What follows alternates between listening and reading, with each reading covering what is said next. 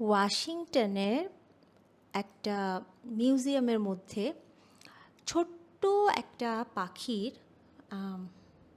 Monument আছে, একটা মূর্তি আছে, যার একটা পা রূপা দিয়ে তৈরি। হ্যাঁ, আর শুনতে খুব অবাক লাগলেও এই ছোট্ট পাখিটাকে না ফরাসিরা হচ্ছে ক্রোয়া দ্য গিয়ার বলে একটা মেডেল দিয়েছিল, যেটার ইংলিশ মানে হচ্ছে ক্রস অফ ওয়ার। কিন্তু কেন একটা ছোট পাখি আবার কি এমন করেছিল যে তাকে মিলিটারি পদ, মানে মিলিটারি একটা মেডেল দেওয়া হবে, মিলিটারি একটা মেডেল দেওয়া হবে, সেটা তাও আবার একটা পাখিকে? এটা কেন? আজকে আপনাদের সাথে আমি সেই গল্পটাই করব। হ্যালো এভরিওয়ান, আসসালামু আলাইকুম। নিতু প্রেজেন্স ইকোস অফ রিয়েলিটিতে আপনাদের সবাইকে সবাইকে স্বাগতম। তো আমি আমার আগের ভিডিওতে আপনাদেরকে বলেছিলাম যে আমার যে পেট বার্ডটা আছে ব্রকলি, সে আমাদের পুরো একটা ফ্যামিলি মেম্বারের মতো। সে শুধু আমাদেরকে ভালোবাসে না, সে আমাদেরকে ট্রাস্ট করে, হোল হার্ট দিয়ে ট্রাস্ট করে। বাচ্চাদের স্কুলে যাওয়ার সময় সে বাচ্চাদের স্কুলে নিয়ে যায়, সে অপেক্ষা করে। আহ, যখন স্কুল থেকে ছুটি হয় তখন সে বলে যে ছুটি হয়েছে কি না। আর তখন আমি আপনাদের কাছে জানতে চেয়েছিলাম, কুকুর অথবা বিড়াল বাদ দিয়ে এমন অন্য কোনো অ্যানিমেলকে আপনারা অ্যানিমেলের মানে অ্যানিমেলকে আপনাদের আশেপাশে কি জানা আছে যে মানুষদেরকে বাঁচিয়েছে? তো মানুষদের লাইফ সেভিং হোক বা মানুষদেরকে বিপদ থেকে উদ্ধার করেছে, এরকম কি নোন কোনো অ্যানিমেলের কথা আপনারা জানেন কি না? তো আজকে আমি সেরকম একটা হিরোর গল্প বলবো, যার কথা শুনলে হয়তো বা আপনাদেরও পাখিদের প্রতি অন্যরকম একটা রেসপেক্ট ফিল হতে পারে। আর সে হলো আমাদের এই মহাযুদ্ধের বীর পিজন পায়রা, তা যার নাম ছিল শের আমি। হ্যাঁ, শের আমি। শের আমির ফ্রেঞ্চ নেম এটা, যার মানে হলো আমার প্রিয় বন্ধু। 2 অক্টোবর 1918 সাল আরগান ফরেস্টে 600 জন আমেরিকান সোলজার আটকা পড়ে বসেছিল। ওনাদের যিনি নেতৃত্ব দিচ্ছিলেন তার নাম ছিল মেজর হুইটলেসি। তিনি হচ্ছেন 308তম ইনফ্যান্ট্রি রেজিমেন্টে মানে দিচ্ছিল, নেতৃত্ব দিচ্ছিল। তো তাদেরকে আদেশ দেওয়া ছিল যে জার্মান যে লাইনটা আছে সেটাকে ক্রস করে তাদেরকে অবশ্যই ফ্রান্সের যে সোলজাররা আছে তাদের সাথে একসাথে হয়ে জার্মানদের এগেনস্টে যুদ্ধ করতে হবে। কিন্তু ফরেস্ট এত বেশি ভয়ঙ্কর ছিল, এত ঘন জঙ্গল, ঘন খাদ খাল, তারপর 3 বছরের জার্মান যে টাওয়ারগুলা সেগুলো এত কিছু ভেদ করে না তাদের জন্য মানে যাওয়াটা খুব একটা ইজি ছিল না। তো প্রথমে তো তারা আনএক্সপেক্টেডলি হচ্ছে একটু একটু করে এগিয়ে যাচ্ছিল সামনে, কিন্তু পাশের ইউনিট হঠাৎ করে করে মানে আহত হয়, ইনজুর্ড হয়। হবার পরে তারা কি করে, একদম একা হয়ে যায়, তারা শেকড হয়ে যায় এবং 3 অক্টোবরের মধ্যে তারা হচ্ছে পুরোপুরি জার্মান সোলজারদের দ্বারা একদম মানে ঘেরাও হয়ে যায়। তাদের কাছে কোনো খাবার দাবার ছিল না, কোনো ধরনের যোগাযোগের কোনো কিছু ছিল না। বাট হুইটলেসের কাছে ছিল মাত্র 8টা carrier pigeon. Carrier pigeon actually হচ্ছে, আমি আপনাদেরকে বলবো একটু পরে যে ক্যারিয়ার পিজনটা অ্যাকচুয়ালি কী। ক্যারিয়ার পিজন নামই তো বোঝা যাচ্ছে যে ওই যে আগেকার দিনে কবুতর যা যা যা মার্কা ঘটনা আর কি, যে কবুতরের পায়ের মধ্যে যে মেসেজ লিখে পাঠিয়ে দেওয়া হতো, সেই সেই টাইপেরই আর কি, সেটাই মেনলি ক্যারিয়ার পিজনের কাজ। তো ফার্স্ট যেই পিজনটা ছিল তার পায়ের মধ্যে মেসেজ লিখে মেজর হুইটলেসি পাঠিয়ে দিল যে আর্টিলারি সাপোর্ট লাগবে আর ফুড টুডের ব্যবস্থা লাগবে, আমরা এই জায়গাটাতে আছি। তো 40 মিনিটসে ওই পিজনটা হেডকোয়ার্টারে পৌঁছেই গেল এবং মেসেজটা দিয়ে দিল। সেকেন্ড পায়রাটাকে হচ্ছে তারা হচ্ছে পায়ের মধ্যে মেসেজ লিখে পাঠিয়ে দিল যে জার্মানদের যে মেশিন গানগুলো আছে সেই মেশিন গানটা অ্যাকচুয়ালি কোন পজিশনে আছে। বাট এখানে যেটা প্রবলেম হয়ে গিয়েছিল যে হেডকোয়ার্টারের কাছে যে ম্যাপটা ছিল সেখানে মেজর হুইটলেসি যেই স্পেসিফিক জায়গাটা দেখাচ্ছিল সেটা তারা ভুল করে বুঝতে পারেনি, তারা হচ্ছে অন্য জায়গাটা মনে করলো। এবং এখানেই ছিল সবচাইতে বড় ভুলটা। তো 400 মিটারের বেশি দূরে তারা মনে করলো যে ওইখানে হয়তো বা জার্মানদের ঘাঁটিটা আছে। আর 4th অক্টোবর থেকেই সকাল থেকেই তারা শুরু করলো যে আমেরিকান আর্টিলারিরা বোমা বর্ষণ করা শুরু করলো যেই জায়গাটা মেজর হুইটলেসি দেখিয়েছে সেখানে না, তারা যেটা রংফুললি ম্যাপের মধ্যে আইডেন্টিফাই করেছিল। তো শত্রু তো হচ্ছে মানে এনিমি, মানে জার্মান বাহিনী তো হচ্ছে আমেরিকান সোলজারদেরকে ঘেরাও করে রেখে দিয়েছিল লস্ট ব্যাটালিয়নটাকে, কিন্তু আমেরিকান যে বোমগুলো আছে সেগুলো কিন্তু সরাসরি যেই জায়গায় ফেলছিল সেখানে কিন্তু হুইটলেসি তার অন্য যে সোলজার তাদেরকে নিয়ে কিন্তু ঘেরাওয়ে অবস্থায় ছিল। একবার আপনারা ভাবুন যে 2 দিন ধরে হচ্ছে সে এনিমি সোলজারদের মাঝখানে আটকানো, খাবার নাই, ওষুধ নাই, এর মাঝখানে যারা হচ্ছে ইনজুর্ড হচ্ছে তারা তো হচ্ছেই, আর যারা হচ্ছে না তাদেরও তো কোনো সেফটি নাই যে তারা কিভাবে কি করবে। তো ফার্স্ট যখন গোলাটা পড়লো সেটা ছিল মেজর হুইটলেসির টেরিটরি থেকে মাত্র 15 গজ দূরে। তখনই তার মাথায় আসলো, আচ্ছা এটা তো আমাদের আর্টিলারিরাই তো আমাদেরকে হত্যা করছে। 18 মিনিট পর্যন্ত বোমবারমেন্ট চলতেই থাকলো এবং এর মধ্যে তাদের ব্যাটালিয়নের মধ্যে থেকে 30 জন মারা গেল বা আহত হলো এই ফ্রেন্ডলি ফায়ারের কারণে। হ্যাঁ, হুইটলেসি জানতো যে আর্টিলারিকে থামাতে হবে এবং সেটা অবশ্যই এখনই। কিন্তু সমস্যাটা তো অন্যরকম ছিল। 8টা পিজনের মধ্যে অলরেডি সে ততদিনে 6টা পিজন ইউজ করে ফেলেছে। তো তার কাছে ছিল মাত্র তখন 2টা পিজন। তো নর্মালি নিয়ম ছিল যে ডুপ্লিকেট মেসেজ পাঠাতে হবে। তো যেন একটা যদি পিজন মেসেজ নিয়ে যায় তাহলে যেতে যেতে মারা যায়, তাহলে আরেকটা পিজন যাতে পৌঁছাতে পারে। সে প্রথমে একটা পিজন ফ্লাই করালো, কিন্তু ফ্লাই করালে কি হবে, সেই পিজনটা তো যেতে হবে, পৌঁছাতে হবে। তো সে 2টা মেসেজ লিখলো টিস্যু পেপারের মধ্যে। সে লিখলো তার হিস্ট্রির মধ্যে অন্যতম একটা কি বলবো বিখ্যাত একটা মেসেজ লিখলো যে we are along the road parallel to 276.4 our own artillery is dropping a barrage directly on us, for heaven's sake stop it। মানে হচ্ছে আমরা এই প্যারালাল জায়গাটার মধ্যে আছি 274.4 এবং আমাদের নিজেদের আর্টিলারি ব্যাটালিয়নরা আমাদের ব্যারেজের মধ্যেই কিন্তু বোম ড্রপ করছে এবং প্লিজ তোমরা এটা বন্ধ করো। তো এই মেসেজটা লিখে একটা ক্যাপসুলের ভিতরে ভরে 7th যেই পিজনটা ছিল সেটাকে ছাড়া হলো। কিন্তু সেই পিজনটা গাছের যে ব্রাঞ্চগুলো থাকে সেটার সাথে ধাক্কা খেয়ে পড়ে গেল আর উঠতে পারলো না। এখন মেজর হুইটলেসির কাছে ছিল একটাই লাস্ট পিজন, আর যার নাম ছিল শেরামি। একটা পায়রা, একটা পিজন, একটা কবুতর একটা মেসেজ নিল এবং যার উপরে নির্ভর করছে 194 সোলজারের লাইফ, একটা 1 পাউন্ড ওজনের একটা ছোট্ট পাখির উপরে।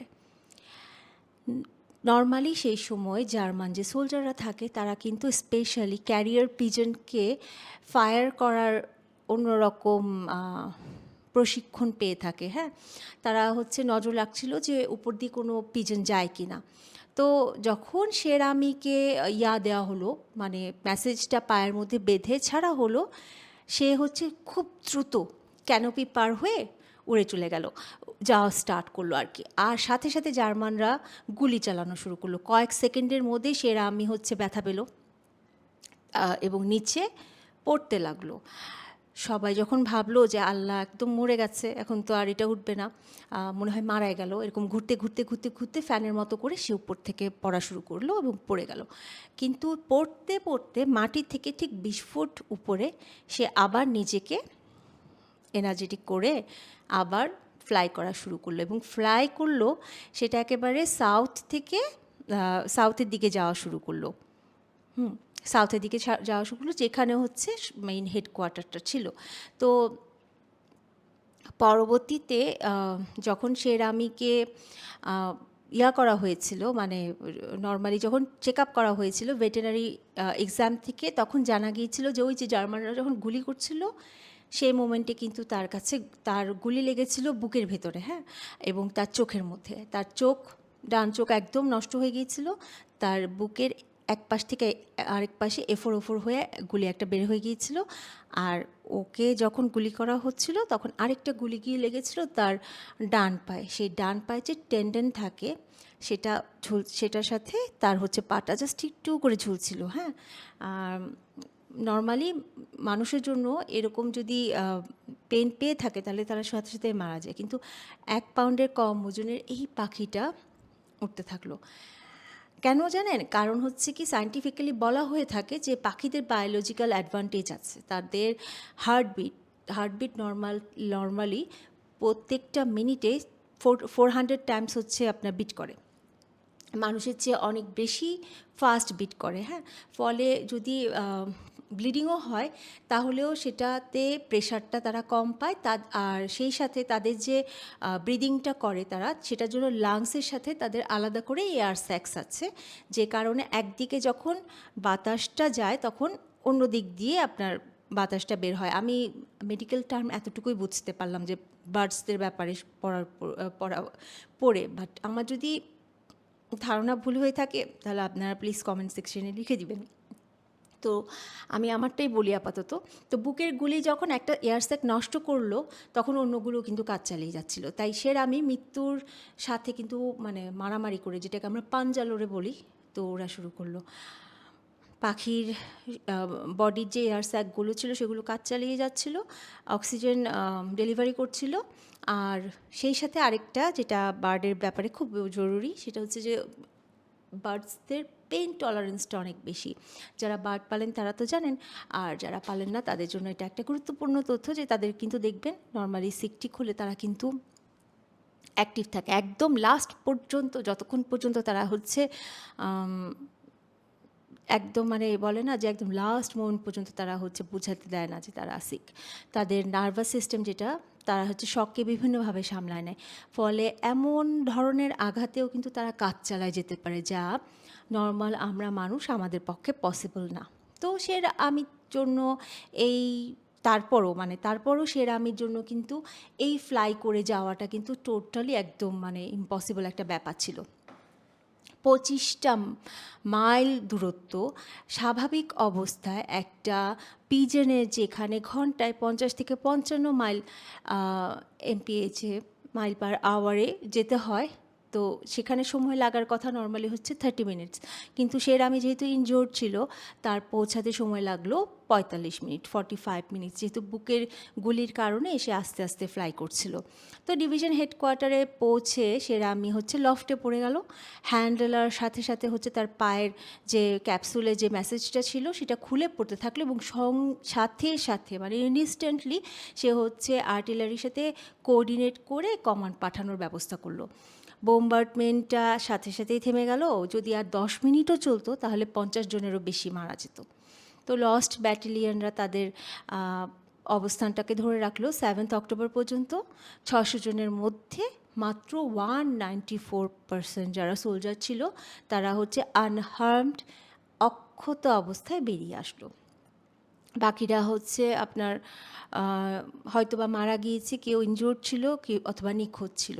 তো আমি বেঁচে ছিল, কিন্তু ভীষণ পরিমাণে সে গুরুতর পরিমাণে ইনজোর্ড ছিল, ভীষণ ভীষণ ভীষণ ইনজোর্ড ছিল।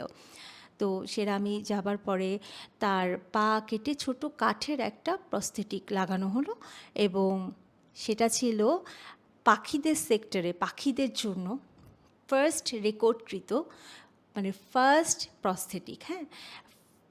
ফ্রান্সের যে গভর্নমেন্ট ছিলেন তিনি হচ্ছে সেরামিকে হচ্ছে ক্রয়েক্স দি গিয়ার যে মেডেলটা আছে সেটা দিয়েছিলেন, কারণ সেরামির এই অন্যরকম একটা বীরত্বপূর্ণ ঘটনার জন্য। আর জেনারেল জন পার্সিং হচ্ছে নিজেই তখন প্রশংসা করেছিল। 1919 সালে আমেরিকাতে তো সেরামি ফিরল, কিন্তু ওর যেহেতু বুকের মধ্যে একটা ছিল, মানে গুলির ছিল, একটা ক্ষতর মতো ছিল, ওটা আসলে আর হিল হয়নি, এবং সে জুন মাসে মারা গিয়েছিল। আজ মানে এই সময়ে সেরামিকে সংরক্ষিত করে রাখলো Smithsonian National Museum of American হিস্ট্রিতে, হ্যাঁ। এক পাশে ও দাঁড়িয়ে আছে, তার বুকের মধ্যে যে গুলির দাগটা সেটা দেখা যাচ্ছে এবং অসম্ভব হিরোইটিক একটা সিম্বল হয়ে আছে সে। হ্যাঁ, এখন প্রশ্ন হলো কিভাবে এত মারাত্মকভাবে আহত হয়ে একটা পাখি 25 মাইল উড়ল, শত্রুর গুলির ভেতর দিয়ে কিভাবে গেল, আর কেন? এখন কোয়েশ্চেন আসতেই পারে 1918 সালে যখন টেলিফোন আর রেডিও ছিল তখন কেন ওয়ার্ল্ডের মধ্যে সবচেয়ে আধুনিক সোলজার যাদেরকে আমরা বলে থাকি তাদেরকেও অ্যানিমেলের উপরে, বার্ডের উপরে নির্ভর করতে হয়েছিল, যা আগেকার দিনে মিশরের যুগ থেকে চলে আসছে যেটাকে বলা যায়। এটার মেইন রিজনটা হচ্ছে ফার্স্ট ওয়ার্ল্ড ওয়ারে যোগাযোগের যে ব্যবস্থাটা ছিল সেটা একটু অন্যরকম ছিল, কারণ হয়তো টেলিফোন ছিল বা টেলিফোন লাইন হচ্ছে দেখা যেত যে বোম মারতো না, বোম মারার কারণে হচ্ছে টেলিফোনের লাইনটা ধ্বংস হয়ে যেত। আর রেডিও তো যদিও ছিল বাট খুব একটা বেশি দূরত্বে কাজ করতো না, ভিজুয়াল সিগন্যালটা ফরেস্টের ভিতরে খুব একটা কাজ দিত না। আর যদি তখন তারা ধোঁয়া অথবা ফ্লেয়ার ইউজ করতো তাহলে তো অপোজিশনে এনিমি পার্টিদের কাছে তাদের টেরিটরিটা ফাঁস হয়ে যেত। তো এই ঝামেলাগুলা থেকে বাঁচার জন্য তাদের কাছে সমাধান ছিল একটাই, যেটা ওই যে আমাদের পিজন। পিজন মোটামুটি 50 মাইল পর্যন্ত মেসেজ নিয়ে যেতে পারতো, আর এই পিজনের উপরে তাদের হচ্ছে ইয়ার হারটা ছিল, মানে উইনিংয়ের হারটা ছিল 95%, যা তখনকার অন্য যে কোনো কমিউনিকেশনের ইয়ার চাইতে, প্রসেসের চাইতে ভালো ছিল। তো 1918 সালে যখন আমেরিকার সোলজাররা ফ্রান্সে 55টা পিজনের লফট চালাতো 15,000, হ্যাঁ 15,000 পাখি নিয়ে, তখন ইংল্যান্ডে ছিল 22,000 আর ফ্রান্সে ছিল 30,000। এটা কোনো ব্যাকআপ ছিল না, এটা ছিল প্রাইমারি মানে যোগাযোগের একটা ব্যবস্থা। আর এই মানে যেটা বলা হয়ে থাকে যে এখনও কিন্তু মাঝে মাঝে আমরা হয়তো বা জানি বা শুনি নাই, এরকমও হতে পারে যে কাশ্মীরেই তো 1996 সালে কিন্তু ইয়ারা সুইসের যে সোলজাররা ছিল তারা কিন্তু পিজন ইউজ করেছিল। আর কি বলে জানি, হ্যাঁ হ্যাঁ হ্যাঁ ঠিকই তো, সুইসের যে সোলজাররা ছিল তারাও কিন্তু ব্যাকআপ হিসেবে পিজন ব্যবহার করতে, ইভেন ইন্ডিয়ার যে সোলজাররা আছে তারাও কিন্তু কাশ্মীরে যে ইয়াটা করে, তাদের যখন এরকম হয় তখন তারা কিন্তু পিজনটাকে ইউজ করে কমিউনিকেট করার জন্য। তো শেরামের গল্পে চলে আসি। শেরামের গল্পে আসলে যেটা হয়ে থাকে যে সমস্ত কিছু 1918 সালে টেলিফোন, রেডিও সিগন্যাল সমস্ত কিছু যখন একদম ব্যর্থ হয়েছিল তখন কাজ করছিল এই যে পুরনো পদ্ধতিটা, একটা জীবন্ত প্রাণী, একটা মডার্ন স্ট্র্যাটেজিকে, মডার্ন স্ট্র্যাটেজিস্টরা এটাকে বলে কমিউনিকেশন রেজিলেন্স।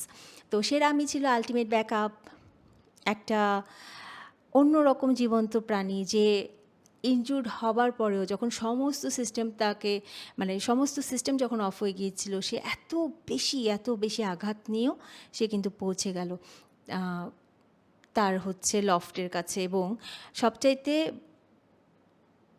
ব্যাপার যেটা ভয়ঙ্কর, মানে অন্যরকম ব্যাপার, সেটা হচ্ছে যে মানে অন্যরকম বলতে কি যে ইমোশনাল যে ব্যাপারটা সেটা হচ্ছে ও হয়তো বা সেন্স করেছিল যে ও যদি না পৌঁছাতে পারে তাহলে হয়তো এরা কেউ বাঁচবে না। আমার নিজস্ব একটা অভিমত আর কি।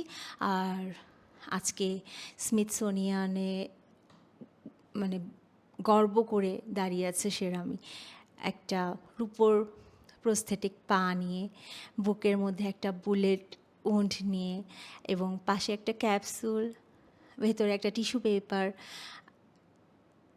একজন ছোট্ট একটা পাখি যে 194 সোলজারের লাইফ বাঁচিয়েছিল।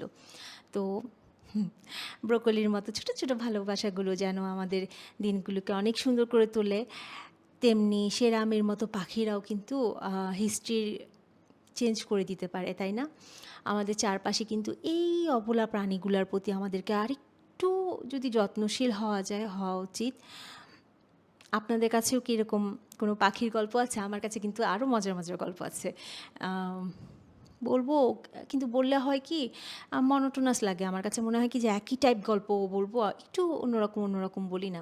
যেমন আমি একটা পাখির গল্প জানি, যার কারণে সে একটা কোর্টে একটা মামলা চলাকালীন অবস্থায় সে কিন্তু পার্শিয়াল একটা এভিডেন্স হিসেবে কাজ করেছিল। তার কথার প্রেক্ষিতেই কিন্তু মার্ডারারকে খুঁজে পাওয়া গিয়েছিল। খুব অন্যরকম না? ডিফারেন্ট, অনেক ডিফারেন্ট।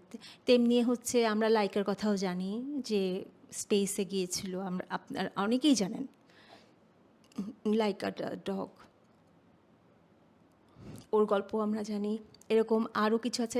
আমি আরেকটা গল্প বলবো বলে আমি মনে করে, মানে আমার মাথায় আছে যে আহ, ডলফিন ডলফিন কিভাবে মানুষের লাইফ সেভ করেছিল। দেখেন এই ছোট ছোট ছোট ছোট প্রাণীগুলা না, আমার মানে খুব জানতে ইচ্ছা করে যে ওদের মাথার ভিতরে কী চলে, খুব খুব জানতে ইচ্ছা করে। আমি জানি যে যখন হয়তো বা এরকমও টেকনোলজি একসময় না একসময় আবিষ্কার হবে, যখন আমরা পশু পাখিদের মনের কথা, মনের ভাষা, বলা ভাষাটাও বুঝতে পারবো। হয়তো ততদিনে আমি বেঁচে থাকবো না, সো হোয়াট, জানলেই তো হলো। আমার জায়গায় আরেকজন জানবে, বাট জানুক, জানাটা উচিত। তো থ্যাংক ইউ সো মাচ। আমার ভিডিওটা যদি আপনাদের কাছে ভালো লাগে এবং এর ধরনেরই গল্প যদি আপনারা শুনতে চান, অবশ্যই আমার চ্যানেলটাকে লাইক করবেন, শেয়ার দিবেন, আমার চ্যানেলের সাথে থাকবেন। Nitu presence echoes of reality. আর থ্যাংক ইউ সো মাচ আমার ভিডিওটা দেখার জন্য। দেখা হবে পরবর্তী ভিডিওতে। ভালো থাকবেন সবাই।